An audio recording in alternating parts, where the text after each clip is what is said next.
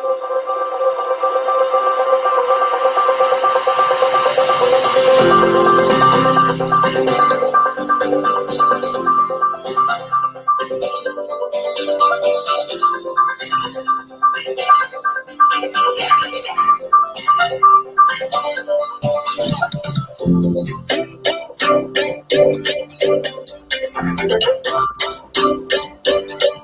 Friday. Just my. Hey! We are so excited to be with you live on a Friday night. What's up, Facebook Nation, Well, YouTube Friday where you are. Nation? What? It's not Friday where you are. It's not Friday where I am? Yeah. It is Friday. Friday night. Oh, Friday night. Yeah. Yes. No, it's Friday afternoon over here. Sorry, I think I didn't hear your whole sentence. Yeah, I was fading the music out. Was I fading my own volume? Could you not hear me? Could you not hear me? Yeah, I could hear you. I guess I didn't hear you. It was such happy music. Didn't you love it? Hey. Oh man, I was loving it so hard. I was so focused on that. Yeah. That I stopped really listening to you. I love it. So it's been a Friday for Emily. It has been a Friday. Can we just all say, Emily, you're amazing. That royal blue looks so great on you. It has been a day and a half. Has it been a day and a half at 3 p.m. for you already? I think. I mean, I do feel like it's not Friday anymore. I feel like we're probably into next week at this point, just with the amount of stuff I've crammed into this very one day.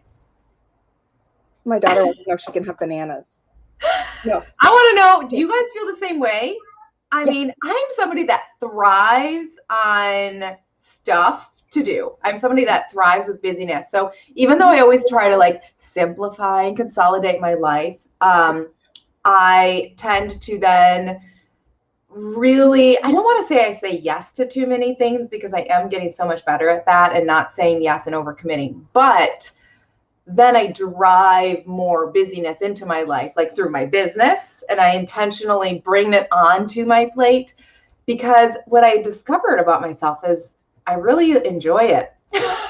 Yes, I really thrive. We could not be more opposite. When we really couldn't. When we were growing up, we did the typical like teen babysitting thing, and oh yes, she loved it when people called and said, "Hey, can you work Friday night? Hey, can you work Saturday?" And we would say, yes. We would get into arguments because I just wanted to stay home on the weekend and just sort of chill and hang out with my sister and watch a fun movie. And she was never there.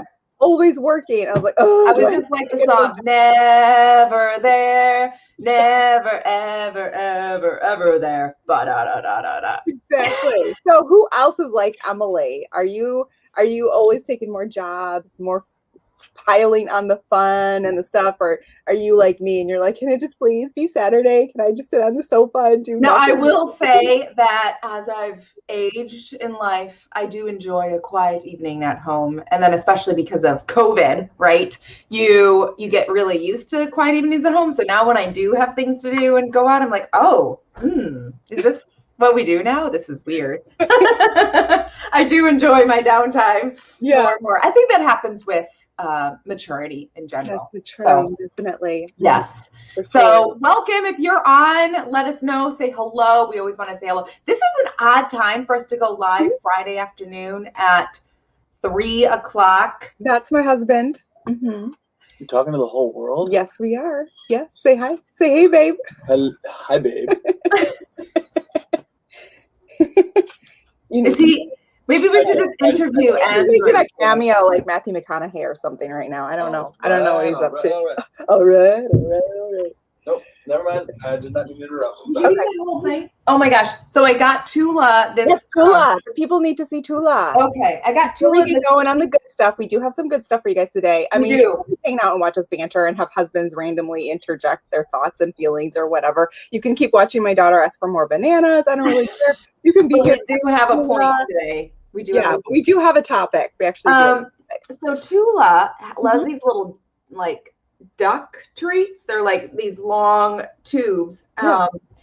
And I gave her one so that she would be occupied today during our live. Oh, And so I it's like gave I it- put my kids in front of the TV. Yeah. You give your kid a treat. Same I thing. do. Same And thing. it's one of those chewy things that is hard, but it's like a little, it's not a bone. It's kind of, I'm not describing it very well. But anyways, it's supposed to be something that they chew on for a while and lasts them and entertains them. Right. So I gave it to her literally 3 minutes before we hopped on. She's done with it. She's done. It's gone. It's gone. So So that strategy did not work. Yeah. Well, in your she's toolbox. super into it. It did work. The strategy worked. Yeah. It didn't work long enough. Right. Yeah. That is like Scruffy with her bully stick every Friday night. I give her one every day. I give Tula a little treat every day because I feel guilty because I spend so much time ignoring her at the computer. I give her one. Working mom syndrome is strong. Can I smash that? Someone smash that power button for me right now. It is strong. The working mom syndrome is strong. Yeah, it is. So, oh my gosh. So we are talking today, and I think the answer might surprise you. We are talking about willpower, mind over matter, being confident enough in who you are and what you want to go get it and make it happen for whatever goal or issue that you're having. This idea that if you just try hard enough, if you just put enough work into it, then you can do it. And if you fail, then there's no one to blame but yourself. And guess what? You're probably just a terrible person if you failed and you don't deserve it anyway. So that's clearly what your failure means. That is what we're talking about today. That's quite the intro, right? Quite the intro. Mm-hmm. Yes. So this is what I want to ask all of you. This is our question of the day. Have you ever had a goal, something that you have wanted to accomplish? So either a fitness goal, like a non-scale victory goal, like a seasonal goal, like right now, lean into summer bathing suit. Mm-hmm. That's a big promo. Everybody wants to, and we've been talking a ton about it, and everybody has a different plan or different thing that they're doing to all of a sudden you realize, oh, the weather's getting a little nice. I need to look the way I want to look in a bathing suit. Yeah. And you're like, I can do it. I can just like not have the sweets, or I can just like not eat the pizza on Friday night. Like you just put like these thoughts in your head, like, yeah, I can do it. I can totally be beach ready by July. I got it. I got it. Right. Like mind over matter. Or we do the thing where we feel guilty because we ate, I don't know, pizza tonight. And then you're like, well, that's okay. I'm going to eat pizza tonight. I'm just never eating pizza ever again. Yeah.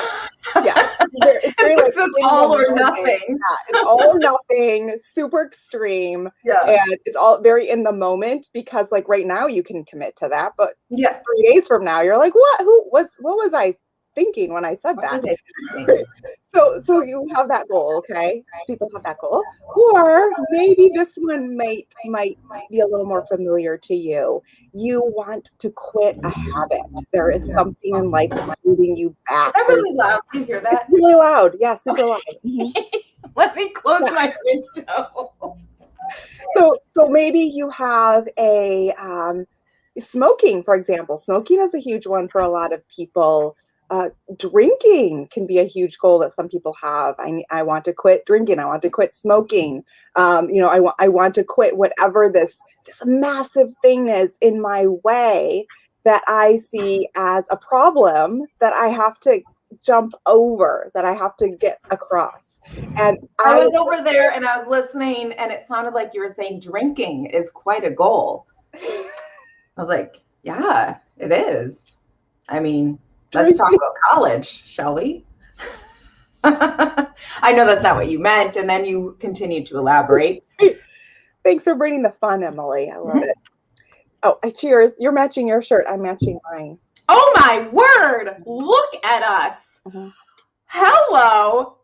Literally did not plan this at all. I didn't even plan this, and I don't know if you did, but I did not plan it at all. I plan my outfits around my Tumblr of the day, generally speaking. No, I don't. We don't really do that. Okay. So weight loss, fitness, a non-scale victory of some kind, smoking, drinking, trying to quit a habit, whatever that is for you. Or here's another one, a goal that you might have with a relationship. You and your partner That's a argue. harder one. That's a Mhm. harder one. Yeah, you and your partner argue all the time. There's an impasse that keeps happening in your relationship, something that you keep fighting about that just doesn't get anywhere. And you have this resolve in your mind. Next time it's not going to go like that. I'm going to handle it differently. I'll just remember this right now and I'll just do it differently next time. Who can relate right now to what I'm sharing? Having these massive goals, these things that we just know are holding us back. And if we just have enough mental fortitude and willpower, we can get the job done. Who hears this? Who can relate to having a struggle like this? So this is what we're going to talk about, okay? What type are you? Are you the type of person who commits to it, fails, because it's what happens, and then you're completely depressed? You think that you're a bad person. You think that you don't deserve anything good. You have a list of reasons in your head about why you failed. And why you deserve to be where you are. Yes. And so you deserve the outcome. Nothing good ever happens to you. Or are you the type of person who makes a goal and when you fail at it, because like I said, that always happens, it happens, you put a lesson in your toolbox where you sort of figure out, okay, well, now I know how not to do it.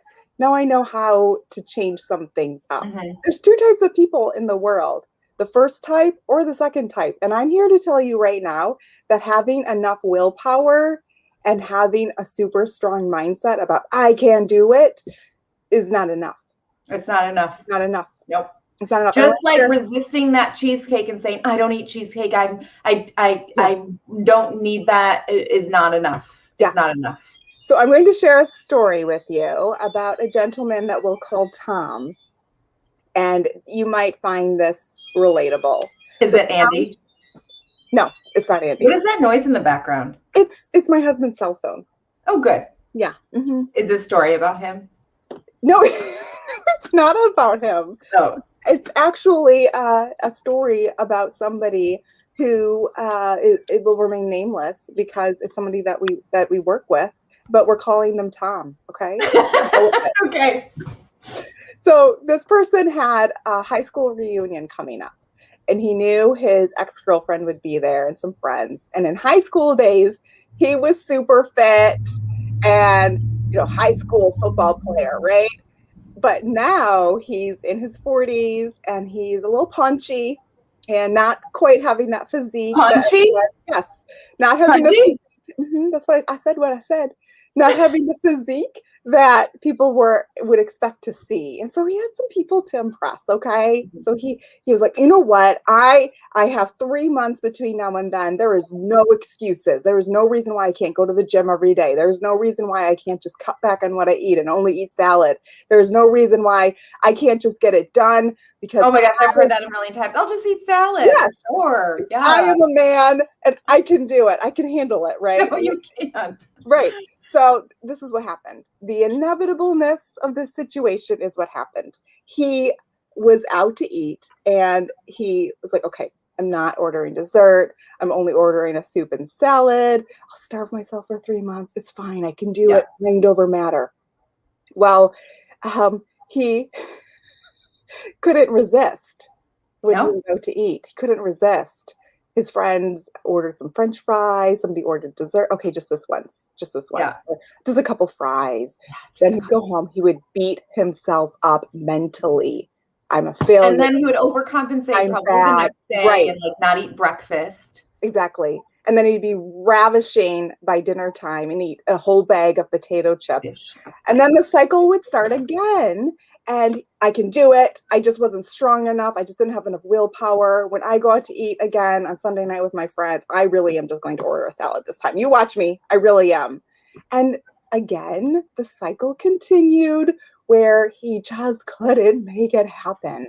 And so that little small voice of a friend, of a coach comes alongside and says, Well, hey, instead of eating the whole plate of food and then beating yourself up for it and feeling super guilty, maybe when you go into the restaurant experience, you can just ask for a doggy bag at the forefront, put part of the food in the box, set it aside, and then only eat what you know you need to on your plate right then. Or, what if you decided not to eat out with your friends on Sunday night and you just did something different and you made a different plan? You thought 2 days in advance about what your plan was going to do. And he would just say, no, no, no, I have to be strong. I have to be strong. I can do this. Did a crash diet, a liquid crash diet, lost all the weight, but because he deprived his body of muscle and nutritional value, after the reunion, he ended up gaining more weight than what he'd had on previously. So because he didn't have a plan. Because he didn't have a plan other than I just won't eat these things and I'll have extreme willpower. That's not a plan. Extreme willpower is not a plan because your willpower will always fail you. It'll work, and then it will fail you. And then you don't have a plan and you haven't allowed any grace and you haven't allowed any humanness. Mm-hmm. Because guess what? We cannot be perfect all the time. And then you'll feel like a failure and then you'll overcompensate and then you will completely reverse and then some. The opposite direction. All of the effort you put in. Opposite direction. So what Molly is talking about and the story of this unnamed man named Tom is so relevant when it comes to nutrition and how we eat and dieting. And I know that every single one of you is listening to that and thinking like, oh, I've been that way before, or, oh, I've thought about that before. Oh, that's me, or that's my sister, or that's my somebody. Like we all are that person, or we know someone who is that person. But the beautiful thing that Molly's going to tie together is that this also isn't just about weight loss. It's not about just weight loss and fitness goals and health goals. It's about how you talk to yourself for bigger life goals. It's how you think about just achievement in life in general. So how you do, one of our business partners says this all the time, and I love it. Jen always says, she says, how you do one thing is how you do everything. And so if that's your approach to weight loss, if that's your approach to reaching your, your body composition goal for the summer, then that's going to be your approach to how you do everything in life. You're probably the person that crams for the test. You're probably the person that, on and on. You're probably the person that just kind of goes hard and doesn't have consistency. You're the person that is super all over the place when it comes to your consistency in business or in relationships. You're all or nothing. So how you do one thing is how you do everything. And I think it's really important to understand this about yourself, because when you do, like Molly's going to share, it starts to unlock untapped potential for your life. Yes, 100%. And so I'm going to share another relevant story about this couple that has a pretty mundane issue that keeps getting in the way. And you fill in the blank what that issue is for you and your spouse, your person, okay? You fill in the blank. But they have this dynamic between the two of them where they have a garbage overflow problem, where they think the other person's going to take the garbage out, or that the other person has the timing or the value system to do the dishes, let's say. The value system? Well, like they think the other person's going to do it, or that must be important to them, so they're clearly going to do the dishes, Yeah. So I definitely have a value system to do the dishes. Yes, you do. I do. I do as well. So this is what happens when the other person doesn't take out the trash or do the dishes or close the dishwasher, whatever, you fill in the blank what it is. Then this repetitive argument cycle starts. I've told you 1,000 times, why can't you do this one thing for me? Or maybe you're just not smart enough to remember to take the garbage out. Or maybe, things like this just aren't important to you, but they're important to me. And you're just as worthless as my dad said you were going to be. And it just like manifests from there into this overarching argument where you end up fighting about not the garbage, but literally the entire oasis of your relationship, honestly. Oasis of your relationship. So So you bring everything into the picture because you're arguing about this one thing that's really bothering you. Okay, so then you guys It's make up. never about No, it's never garbage, about what right. it's about. So then you guys make up, some time passes. You guys are in a happy place. Somebody says something nice and affirming to you. You're all warm and gushy again. You're like, I'm not going to make that mistake again. I'm not going to just lose my cool. I'm going to be a good partner, a good girlfriend, a good wife, whatever it is for you. Okay. And this is not going to happen again. Well, guess what? It happens again. It happens again. And you lose it and you start yelling and you're so furious. And then you're furious with yourself for letting that anger get the best of you again. And you begin having these doubts. You think, you know what? I'm just a bad person. I have an anger problem. I have so many things that are broken that I need to fix about myself. There's so many things broken that I need to fix about my spouse. There's so much wrong. There's so much wrong with our life right now. There's so many things that are just wrong. Okay. And so you go to the super dramatic spectrum. So whether it's a weight loss goal, an anger problem, a garbage or dishwasher or sink problem, you have this philosophy about your life and about your goals that you're either good or bad. And your issue is happening or not happening for you because you're either good or bad. And it's probably your fault and your problem that these things are in existence. Okay. And so you've opened yourself up to this really vulnerable mindset where you're shaming yourself. You're feeling extremely guilty and you're feeling really badly about the situation, about the other person, about whatever the situation is, about whatever the goal is. And you've kind of convinced yourself that fixing these things is going to be impossible for you because you're just mentally not strong enough. You don't have enough willpower. You're not tough enough. You need to go to therapy because you have an anger problem. There's just things that are falling apart around you. And you clearly don't have the skills to overcome them because you're a bad person. And so we say, I just think my husband's the bad person. Right. So we say this to our children. We say, I'm perfect. I'm perfect. You're perfect. He's the bad person because he doesn't ever remember to do the things he needs to do. Yes. Like, tell me if that's the problem. That's the real problem, is that I just married a bad person. I'm perfect. Exactly. And so we do this when we talk to our children too. Oh, you're so good because you did this. Oh, you're so bad because you did this. And it sort of slips out of us. It's just this vernacular that we use.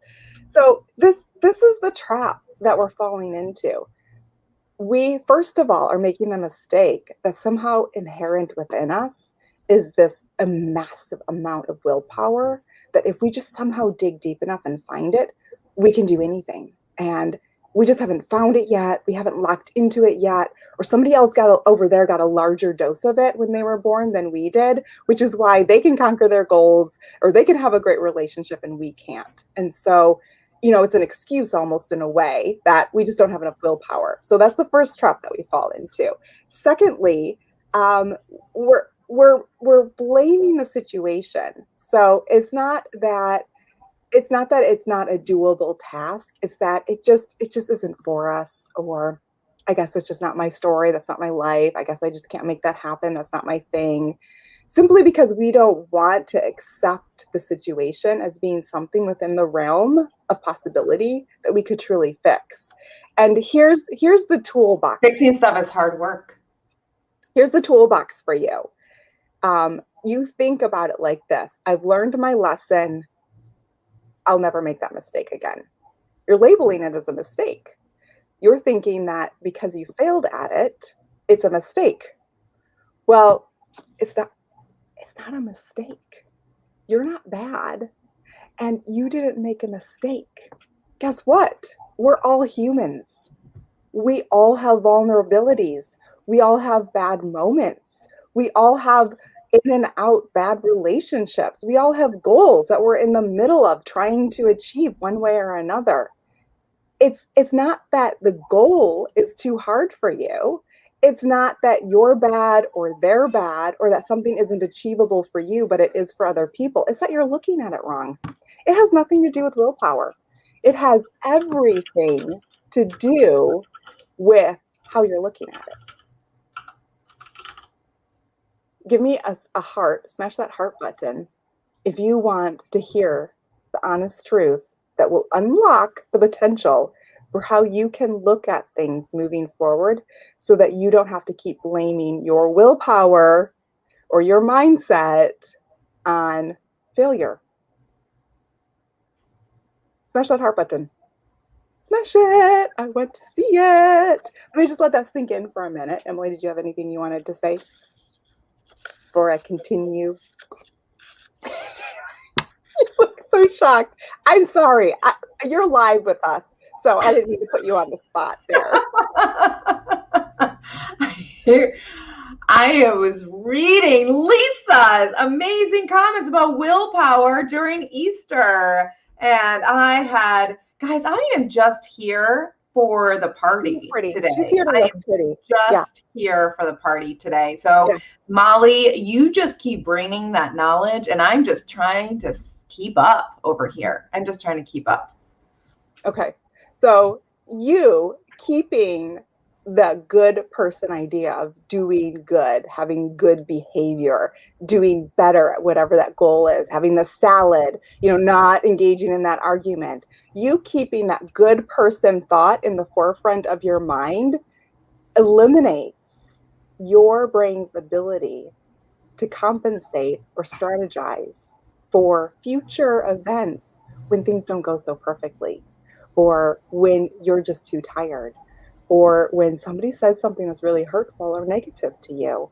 And that's why the next time you mess up, it ends up becoming a replication, a carbon copy of the bad time before, when you gave up on that goal because you weren't good enough and it was just too hard and you didn't have the willpower for it. That's why this pattern keeps repeating, because like I said, you're looking at it wrong.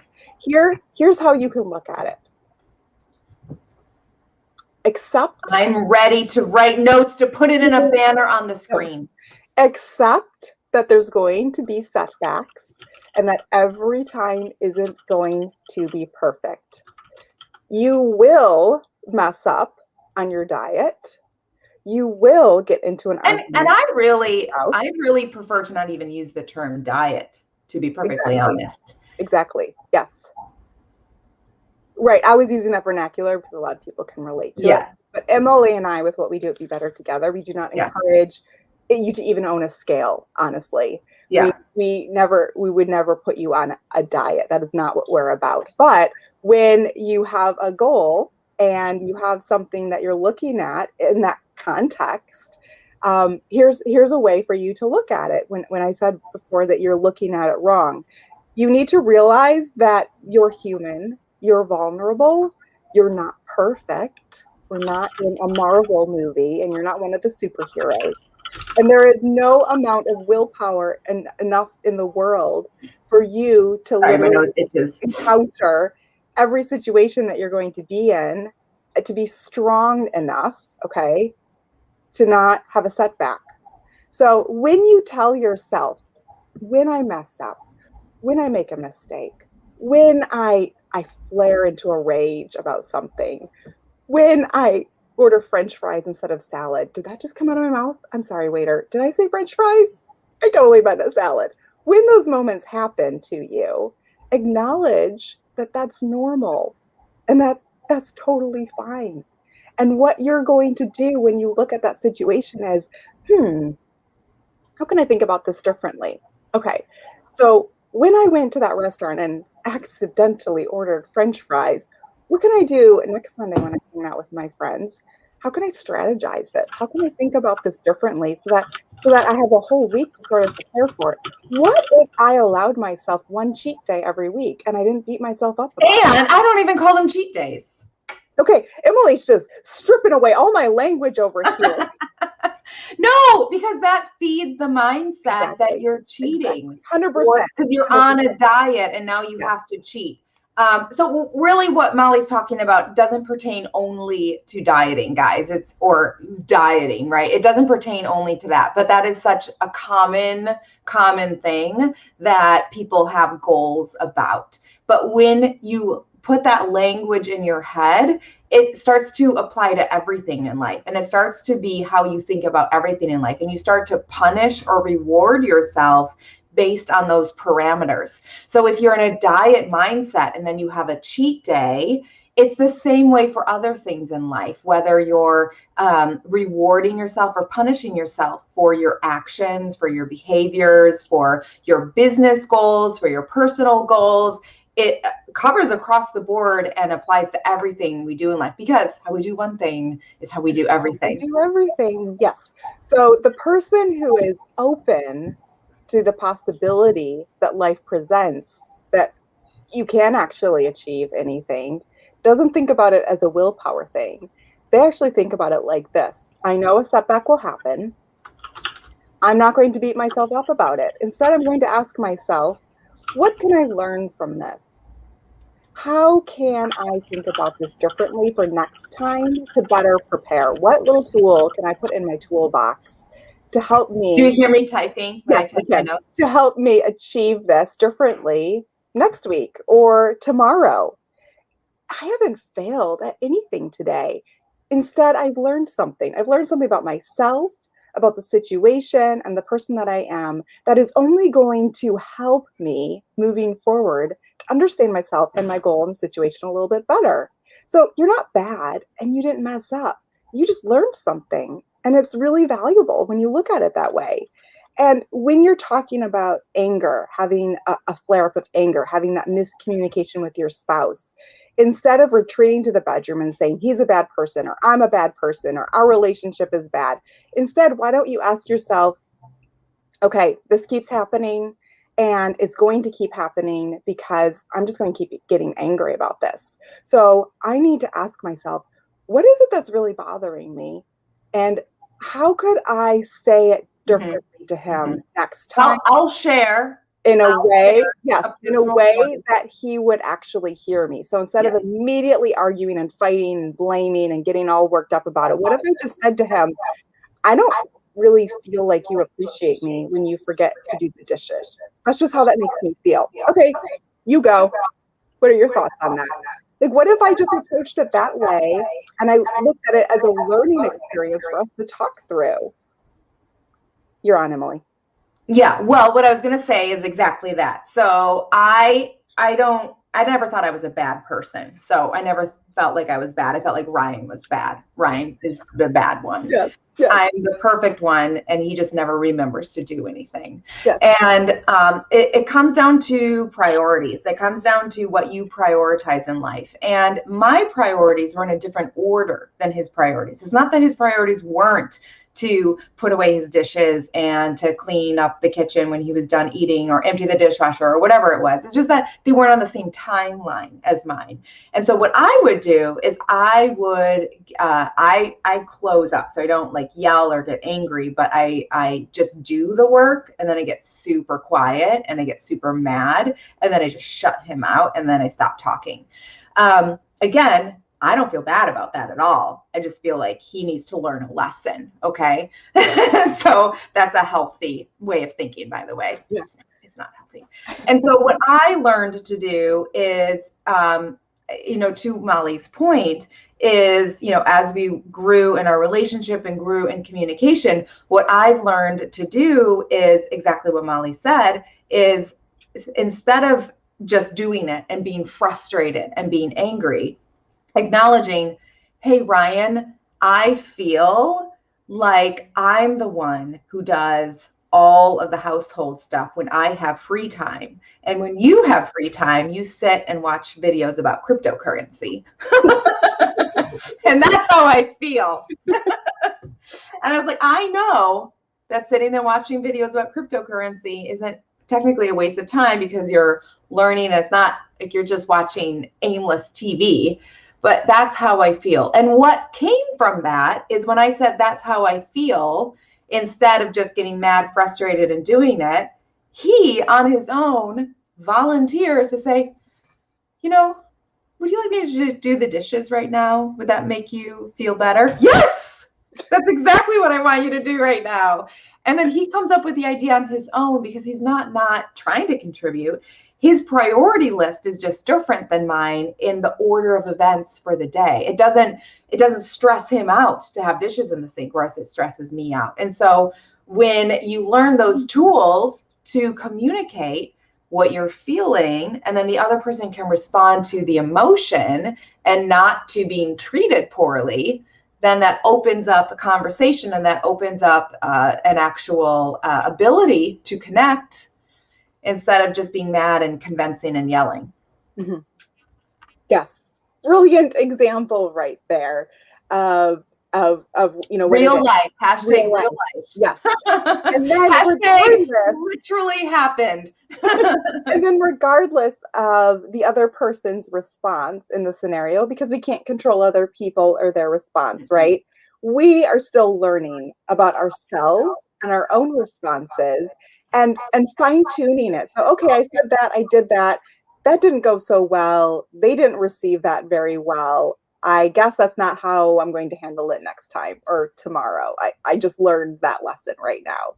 Or, okay, well, I just figured out that when I eat that thing, then I feel like this the next day. So that's a really important tidbit to file away. So now I'm going to not keep that in the house, or I'm going to have a plan for the next day that involves whatever to make me feel better or to get that out of my system. You're learning something about yourself and the situation, and you're not defining, you're not putting things into boxes and labeling them with a label maker and putting them on a shelf and saying that's what it is and that's all it's ever going to be. You're just simply saying, you know what? You could put this in a bunch of different boxes, and then I could move them around, and then I could have a yard sale. And there's all kinds of things that I could do with this thing right here, all kinds of things. And I'm just going to figure it out one little thrift store item at a time. That's what I'm going to do with that thing. And so this is the thought that I ultimately want to leave you with when we look at that question of, I don't have enough willpower, it's my fault, it's their fault. This is the thought that I want you to have instead. I want you to change how you think about it, okay? When you drop the good, the bad, the strong, and the weak thinking, when you stop saying those words, then you're allowing your brain to learn useful strategies to help you for the next situation. And you're realizing that every lapse doesn't spell doom, doesn't mean the end of anything. It's like anything else in life. You're an unfinished project, a vulnerable human being, and you've just learned how to do it better next time. Pure and simple. Pure and simple. Boom. Pure and simple. Pure. I just got that typed up and ready for the screen. Guys, I like to be a little bit more prepared than this, but Molly is bringing us home today. She's bringing us home. Like we said, it has been a Friday and a half for you today. Oh my word. This is why no judgment. No judgment. Yeah. This is why we're better together, because I would have literally showed up today and just sat here and been like, so what do you guys want to talk about? You might have enjoyed that. Hey, you guys have something, that's actually a really good point. If you have something that you really want to talk about. Yeah. Oh, that is such a good point. If you guys have something you want us to talk about for our lives that are normally on Thursdays, our Sister Straight Talk, tell us, reach out. We'd love to, you guys are our audience. And so we'd love to know what you want to hear. So if there's a topic that you want us to talk about or discuss that is maybe nutrition, wellness, mindset, something along those lines, let us know. And maybe we can. Labels are for food containers. Yes. Yes. Stop labeling and ask what was that last sentence you said, Molly? The last sentence. You said stop labeling. It's a reminder. It's a reminder to yourself that you're an unfinished human being. You're vulnerable, and it's a clue. It's a clue to know how to do it next time. That wasn't it. Well, that wasn't exactly what I was talking about, but that's great. That's good If, stuff. if anybody else remembers what she's talking about, drop it in the comments. Okay. I just wanted to put it on the screen. You said something I wanted to put on. Go back and watch this video and Watch just the replay, Okay. and then type in the comments what the sentence was. Okay, I will do that. Okay. I love your ideas. You have great ideas. Oh my gosh. Well, yeah. If you look at things as opportunities to grow, then you'll never look at it as a failure. You'll never look at it as a setback. You'll never look at it as you're bad or they're bad or, you achieved or didn't achieve. You'll always look at it as another step towards growing, another step towards learning, another step towards becoming a better version of yourself. And it's when you shift your mindset to even be grateful for setbacks and grateful for when things aren't easy and grateful for when you fail, because now you have an opportunity to learn something about yourself or to learn something about how you can navigate a relationship. That's a hard thing to do. It's a hard thing to do. But when you shift your thinking that way, it opens up a world of possibility that has never existed before. Yeah, so share your story with us if you have something where you stopped trying so hard, you stopped killing yourself and beating yourself up about it, and you just suddenly stepped back from the situation and realized, I just need a different tool. I just need a different plan. I just need to come at this from a different angle. I just need to do it differently next time. I need to rethink this. That's all. If you have a story like that, we would love to hear it. Just bring your own healthy cheesecake to the restaurant, and then you don't have to order dessert. You can sneak it out of your bag and eat that for sure.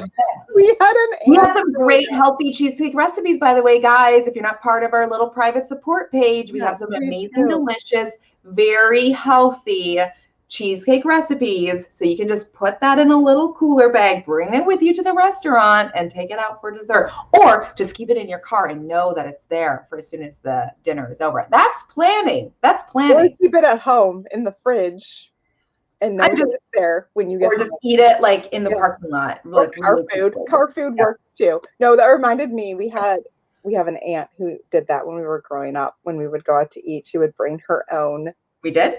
Her own. Oh, we'll talk off screen. I don't remember this. I'm not naming it. Childhood? Are we talking? We have the same aunts? I don't know. Were you there for? You look familiar. I feel like you were there. Maybe you weren't. Okay. All right. It's interesting how we both remember our childhood very differently sometimes. So differently. So differently. And you still hate dark chocolate, right? No, I've never hated dark chocolate. Oh my gosh. Don't even get started with me. Oh my gosh. Thank you for spending Friday afternoon with us. We love it. We love it. We love and appreciate it. We did a different time today. We did a different day. We did a different time. The fact that you caught up with it and sort of figured that out is incredible. So you're clearly already on this journey with us. Yes. Oh man, we love you too. We love you too. Is that everything that we had to talk about today? It was, in fact, yes. Okay. Yes, it was. So let's dance our way out of here into Friday night. What are you doing tonight? Are you chilling and watching a movie? Are you enjoying some nice weather? Are you working? What are you doing? Emily, what are you doing tonight? I'm working tonight. You're working. Okay. But I love my work. So I don't want to say like, oh, I'm working tonight. Yeah.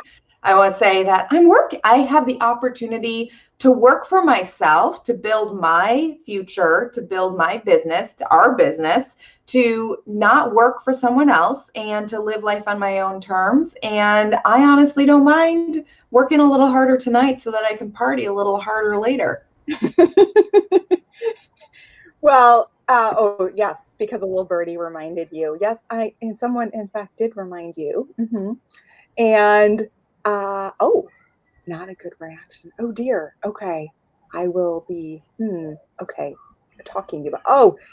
Cheer trials. I'm just getting so many. Oh my gosh. So many comments all of a sudden. We're trying to wrap it up. People I want love to it. share what they're doing tonight. They're so excited to tell us, and I love hearing about it. I I'm love not it even able to too. respond. Keep those comments coming. Keep Yeah. those comments coming. But we got to wrap this party up. So You keep really those do. Or they're not going to have a Friday to do all that stuff. Well, we're not going to have a Friday to do all those things. So we will catch you on the flip side. Yeah. And see you next week. Do you want to end it, or do you want me to end it? Do you want to end it, or do you want me to end it? Molly.